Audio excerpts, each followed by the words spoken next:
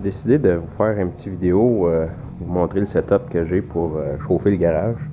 En fait, il est chauffé par le plancher.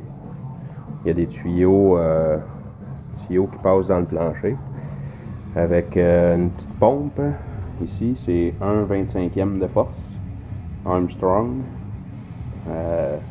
À part la pompe est branchée sur une plug ici, mais c'est une plug spéciale dans le sens que la plug est contrôlée par un thermostat. Thermostat pour un caille, là, un calorifère normal. Là, quand lui il clenche, au lieu de clencher un caille, dans le fond, il envoie le courant dans la prise qui fait partir la pompe. Fait que, autrement dit, quand il fait froid, ben la pompe part. Et puis l'eau vient d'une tank à eau chaude bien normale. Là. Et puis c'est un circuit fermé. Là. Il n'y a pas d'eau du puits ou de la ville qui est branchée dans la tank. C'est l'eau qui recircule. Ça vient d'une petite cabane en arrière. Là.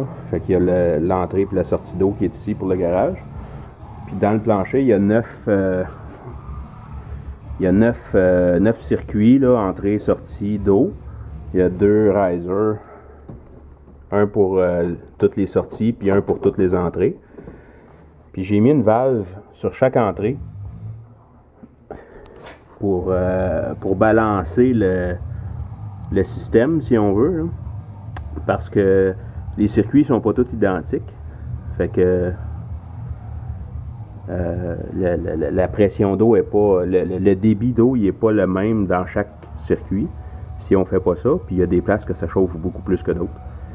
Fait qu'en faisant ça, on fait comme une restriction dans les plus faciles, puis ceux qui sont plus durs pour l'eau de passer, ben on rouvre la valve, l'eau circule, le débit devient le même, puis ça on ajuste ça avec un gun à température, là, que tu laisses rouler, mettons, à 2 heures à peu près. Puis là, après ça, tu prends la température de chaque valve. Ceux qui sont froides, c'est parce que l'eau circule pas. Puis ceux qui sont chaudes, c'est parce que l'eau circule beaucoup. Fait que ceux qui sont chaudes, tu les refermes un petit peu. Ça bloque de l'eau qui va pouvoir aller dans les autres qui sont plus froides. Fait qu'un coup que tu as fait ça 2-3 fois, là, ça va bien. Fait que c'est ça. Dans le fond, c'est aussi simple que ça. Dans le fond, la seule chose que j'avais oublié de préciser, c'est que à la sortie de la tank à eau chaude, ça sort par le bas de la tank pour s'en aller à gravité dans la pompe. Parce que la pompe qui est là est installée plus basse que le niveau d'eau dans la tank. Je vais aller vous montrer la tank, à quoi ça ressemble, mais c'est bien la tank bien normale. En arrière, où il y a le compresseur, la tank à eau chaude qui sert à chauffer le plancher avec la sortie en bas. Et puis l'autre tank à eau chaude qui sert pour le lavabo qui est un peu plus petite. C'est une petite pièce. C'est la largeur du compresseur avec un petit caille pour maintenir une température correcte avec un sensor de température puis un thermostat pour la température qui fait à l'intérieur de la pièce ici. Puis c'est ça, c'est rien comme tel, c'est juste ça la tank.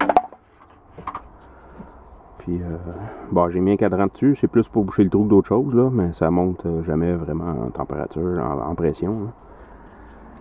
Puis c'est ça c'est l'autre tank. Fait que c'est une petite pièce, ça doit avoir à peu près, je pense à 3 pieds à l'intérieur, par 10 pieds de long à peu près, là, pour rentrer le compresseur qui est quand même assez gros.